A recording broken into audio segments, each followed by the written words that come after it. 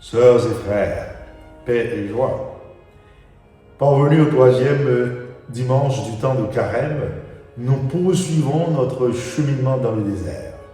Les textes soumis à notre méditation sont d'une profondeur théologique extraordinaire. Que ce soit l'expérience de Moïse à Massa et Mériba, la lettre de Paul aux Romains au chapitre 5e, ou du moins la rencontre de Jésus avec la Samaritaine, nous renvoie à notre réalité quotidienne que nous devons approcher avec clairvoyance et humilité.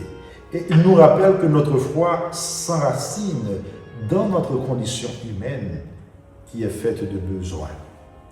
Le psychologue Abraham Maslow, parlant des besoins, a établi une pyramide. Et selon lui, il existe 5 niveaux de besoins. Une échelle partant des besoins physiologiques, le manger, le boire, le rôtir, aux besoins de sécurité, besoins d'appartenance, besoins de reconnaissance et aux besoins d'accomplissement. Donc, les lectures du jour, il me semble, nous ramènent au premier besoin, les besoins physiologiques, le manger, le boire. Car l'eau, source de vie, fait partie des nécessités vitales. Manger, boire, voilà les besoins les plus essentiels.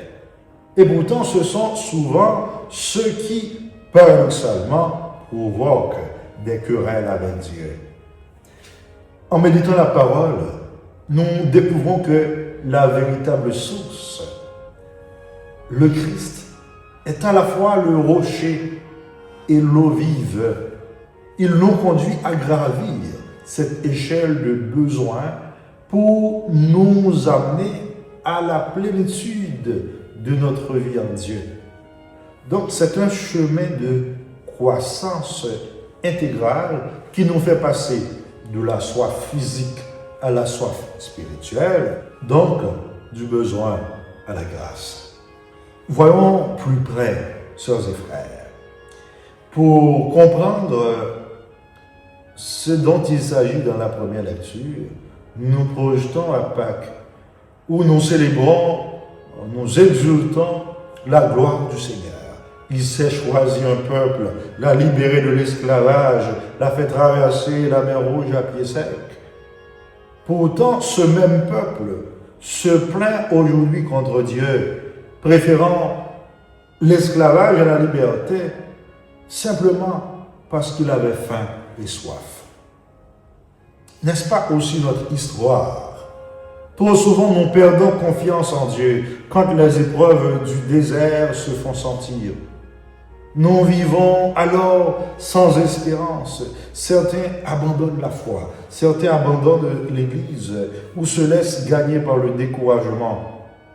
Nous cherchons la joie des fois là où réside notre propre malheur et nous accusons Dieu de nos souffrances, oubliant que nous avons une part de responsabilité dans le désordre du monde, dans les désordres de notre vie, dans nos misères et nos souffrances. Donc, à Massa et Mériba, Dieu ne reste pas indifférent. Il responsabilise Moïse et les anciens d'Israël, les invitant à devenir acteurs de la solution. Ainsi, nous sommes appelés à être acteurs de la solution à nos problèmes. Aujourd'hui encore, notre humanité est traversée par tant de querelles, tant de guerres, pour des ressources naturelles, le plus souvent pour des intérêts économiques. Mais un grand silence demeure face aux véritables grands besoins des peuples.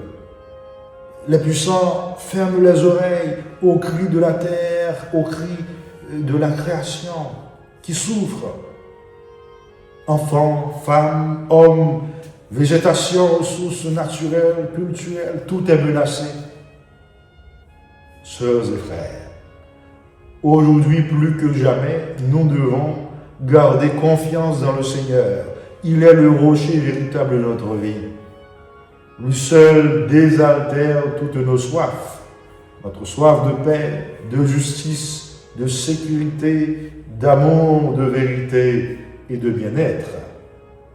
Lui seul est la source de notre espérance. Et comme le dit Saint Paul, l'espérance ne déçoit pas. À travers l'évangile de Jean, sœurs et frères, nous voyons ces réalités sous un angle hautement théologique et symbolique, à travers 3 figures littéraires qui traversent ce récit de Jean chapitre 4. Et à travers ces procédés littéraires du malentendu, de l'ironie et du langage symbolique, nous comprenons non seulement l'identité, mais aussi la mission de Jésus. Et le malentendu de la Samaritaine sur l'eau vive, ou de celui des disciples sur la nourriture, il permet à Jésus de dévoiler le sens profond de ces paroles. L'eau qu'il offre est don de Dieu, est source de vie éternelle. Et sa nourriture, c'est d'accomplir la volonté du Père. Des paroles très fortes. Donc, nous disons qu'il y a l'ironie. L'ironie, donc, c'est le contraste qui existe dans les paroles de Jésus avec cette femme samaritaine. C'est en fait Jésus qui demande de l'eau. Mais en réalité, c'est lui qui peut étancher toute soif. Et c'est lui qui va offrir de l'eau. C'est comme demander de l'eau à quelqu'un. Et à la fin, celui qui offre de l'eau à la personne, c'est soi-même. Celui qu'on croit devoir nourrir possède déjà une autre nourriture. Les disciples qui partent chercher de la nourriture, et voilà qu'ils retournent et Jésus leur parle de sa nourriture. Ainsi, à travers des gestes apparemment banals, se révèle, se cache le mystère divin. Et la révélation de ce mystère, nous la touchons un peu. Jésus donne la vie de Dieu. Il offre l'eau vive qui devient en l'homme source jaillissante de vie éternelle. Et nous parlons du langage symbolique du récit qui oppose l'eau du puits à l'eau vive. Donc, en parlant de eau enseignante, nous devons voir l'eau pratiquement stagnante déjà comme eau, et l'eau qui vient d'une source, c'est-à-dire une eau courante, the living water, comme nous disons. Mais il y a aussi une autre dimension quand nous parlons du langage symbolique. Donc, il nous parle à la fois de cette eau qui étanche la soif, et la soif du corps, et la soif de l'âme. Donc, notre soif profonde n'est pas seulement biologique, c'est aussi la soif de vérité, le désir de justice, le désir d'amour, de communion avec Dieu. C'est une soif que seule une eau vive, celle du Christ, peut combler à condition de le reconnaître comme le don de Dieu et de croire en lui.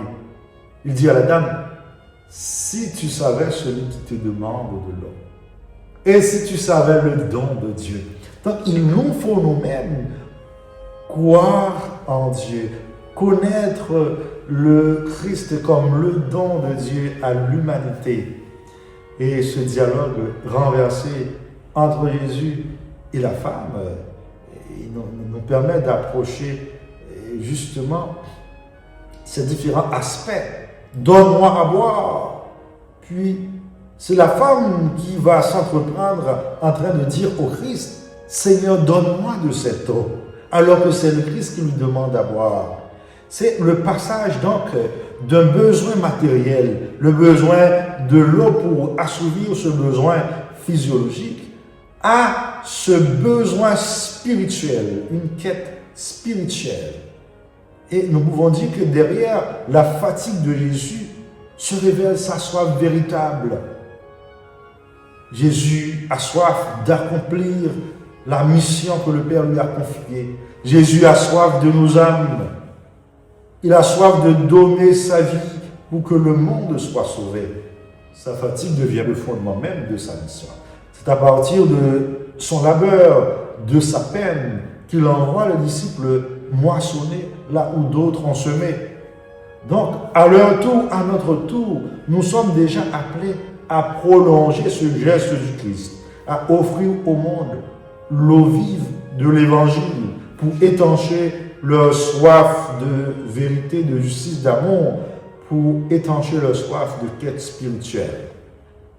Sœurs et frères, nous pourrions dire beaucoup de choses sur cet évangile de Saint Jean. Mais en ce temps de carême, contentons-nous plus que des explications et des discours, mais à nous focaliser sur notre soif. Pas seulement la soif du confort, mais notre soif de Dieu. Essayons en ce temps de carême de nous approcher du Christ, lui la vraie source de vie. Et laissons jaillir en nous cette eau vive qui transforme, qui console et renouvelle le monde. Amen.